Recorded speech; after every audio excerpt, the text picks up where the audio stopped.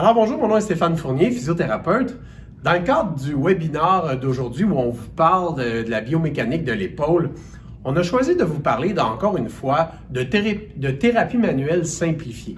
Alors on a choisi de vous démontrer le test kinétique au niveau de la mobilité cervico-thoracique C7 à D6 pour ensuite l'appliquer en thérapie manuelle, simplifiée encore une fois, et retester ensuite pour voir si on a réussi à gagner au niveau de cette mobilité.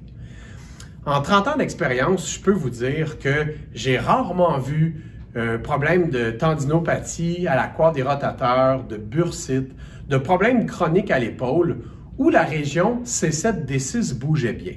Fait que par expérience, je crois qu'il faut constamment, à chaque patient, aller évaluer cette région-là pour ensuite chercher à la mobiliser.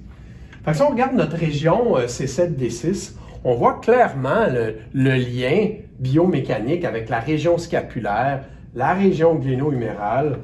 Si on tourne notre score de côté, la mobilité costale et claviculaire, tout ce complexe scapulo-huméral-là, thoracique aussi, est impliqué dans la biomécanique de l'épaule.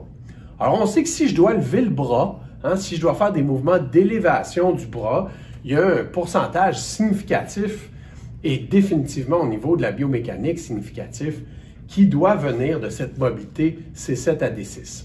Alors, on va se diriger sur notre patient ici.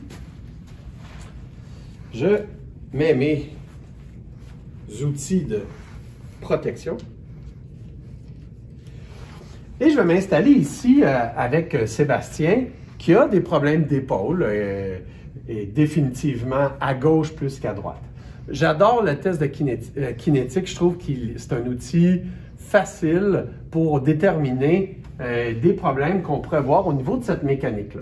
Fait que si je demande à Sébastien de lever son bras droit, on voit bien la descente, l'extension thoracique qui permet une bonne élévation, une bonne biomécanique à l'épaule.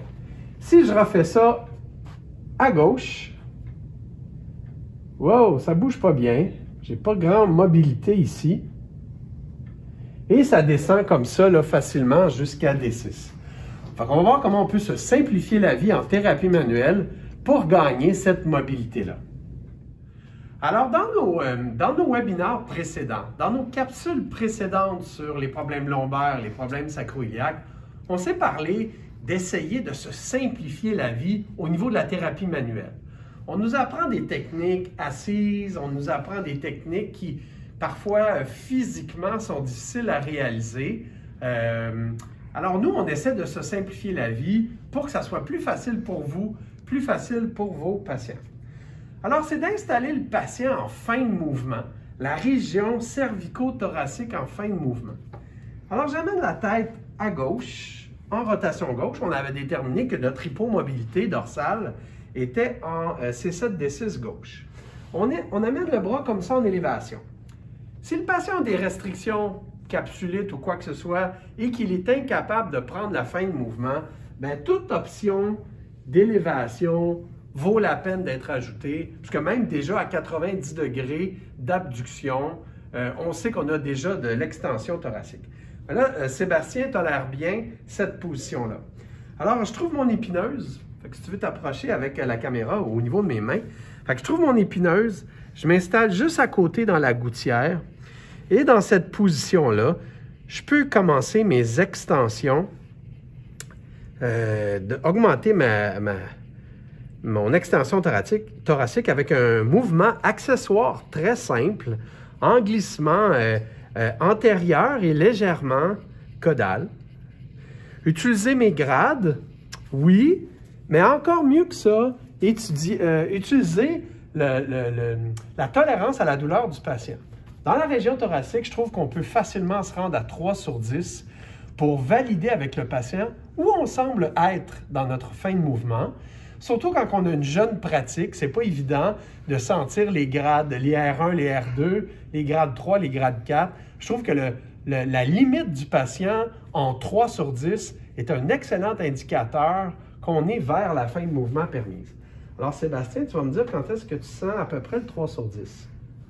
C'est bon ici. Parfait. Fait qu'avec l'expérience, effectivement, le 3 sur 10 et le R2 du patient sont souvent ensemble, tant mieux. C'est bien de s'entraîner à valider comme ça. Alors, je vais continuer donc mes mobilisations. En grade, 4+, j'y vais toujours en validant si je suis au bon endroit avec Sébastien. Dans mon 3 sur 10, ça va? Oui. Parfait. Et je vais faire quelques mobilisations comme ça pour gagner ma mobilité. Est-ce que je pourrais utiliser mes mains pisiformes? Bien sûr. En glissement toujours antéro et légèrement inférieur, légèrement caudal. Fait que je peux m'installer comme ça. Fait que toujours bien respecter la gouttière. Et on va aller retester qu'est-ce que ces mobilisations-là peuvent donner au niveau du gain de mobilité en extension. Alors, si on reteste donc notre test kinétique après nos mobilisations de fermeture, on va donc, le truc, toujours avoir les pouces dans un plan très antérieur par rapport aux mains pour être sûr de ne pas avoir les épaules qui nous touchent. Et Sébastien va faire son extension du bras gauche, sa flexion, pardon.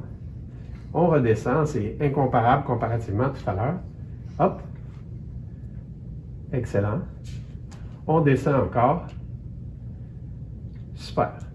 Fait que déjà, on va comprendre que si notre région cervico-thoracique participe mieux au mouvement, à la biomécanique, il va y avoir beaucoup moins d'accrochage au niveau de la coiffe, au niveau sous-acromial, au niveau de la mobilité costale, de l'accompagnement claviculaire, etc.